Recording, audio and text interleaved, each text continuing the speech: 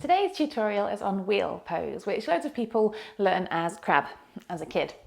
It's a big old back bend which requires lots of strength and flexibility in a variety of different places. So let's break it down and see what we can do. This tutorial is a little different to some of my previous videos which have broken down arm balances, because those kinds of poses are a lot about technique, and with the right setup and the right instruction, you can suddenly surprise yourself with your abilities. Wheel pose isn't really like that. It's very rarely a case of a misunderstanding that makes this pose challenging for many people, but that doesn't mean that we can't learn the right way to attempt it and other ways to work on improving it. So let's get to it. Wheel pose is a big back bend, so we need to warm up the body first and prepare it. Ideally, you would work on this pose after you've taken one of my back bending yoga classes, but areas to focus on in your warm-up are hip flexor length in stretches such as a low lunge, shoulder and chest opening in stretches such as puppy pose, back muscle activation in poses such as warrior 3 and bow pose. So now, assuming we're warm, let's move on to how to enter your wheel pose.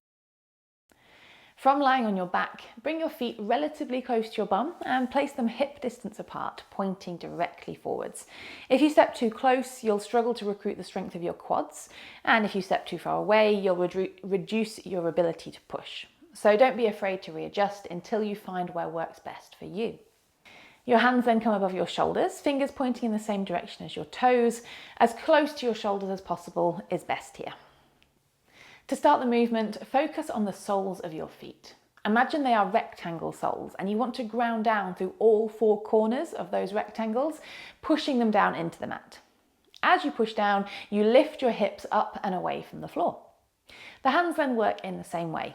As you press down, think of the chest lifting up and away from the mat towards the ceiling rather than forwards towards the feet. If you've had success up to this point, we think of the chest moving towards the fingertips to help bring the chest on top of the wrists. The muscles of the lower back are squeezing strongly, and we engage the glutes, also known as your bum muscles, to help drive the hips to the sky. Traditionally, the heels stay down, but it's much more comfortable in the lower back for many people, including myself, to lift the heels off of the floor. Do whichever feels most comfortable in your body.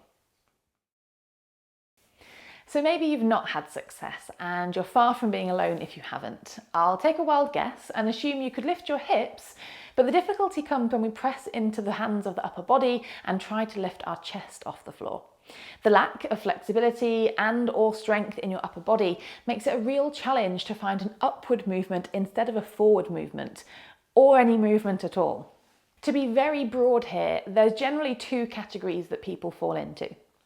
Category A has plenty of strength in the upper body but lacks flexibility. This will result in you finding that lift but battling against migrating towards the foot of your mat. To counteract this, focus more attention into the legs to push the chest towards the hands and open up the shoulders. But do remember that flexibility takes time. Category B would be to have plenty of flexibility but not enough strength, and this person simply doesn't budge.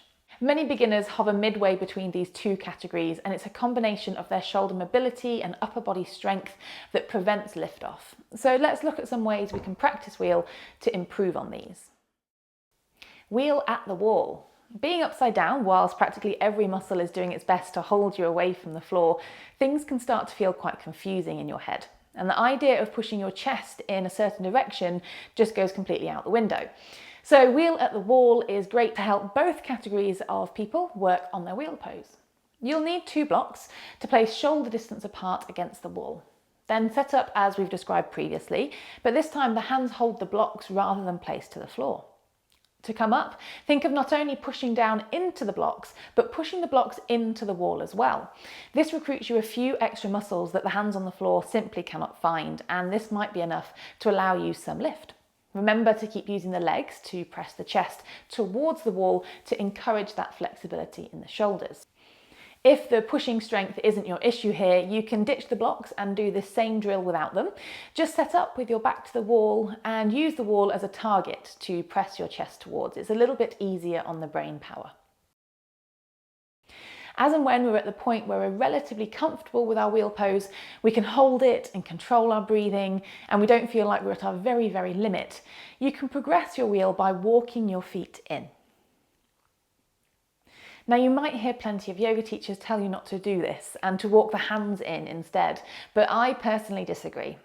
Walking the hands in is far harder and more awkward than taking a step with the legs. And as long as you take a little step and then re-push your chest out between your arms, you're achieving what others are trying to make you do anyway. Try filming yourself from the side and checking if your knees are roughly above your ankles, as this is a sign if you've stepped too far and your shoulder flexibility can't keep up. As much as people think of wheel as a bendy and therefore flexibility pose, it's very much a pose of strength. It was a real light bulb moment for me when I transferred my opinion of wheel from a stretch to a strength pose. The legs are pushing down firmly to give the hips lift. The glutes and the lower back are squeezing to allow the spine to extend, and the shoulders and arms are pressing away from the floor to find height. The bendy shape is a result of a lot of muscles working very hard.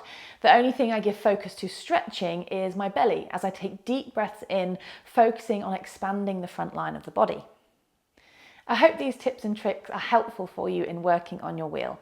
If you're looking for a class to test out your new wheel pose knowledge, you can try this class here, or for my other tutorials, you can check out this playlist here. Don't forget to hit like and subscribe if you'd like to be part of the Livinleggings community, and cast your votes on what else you would like to learn.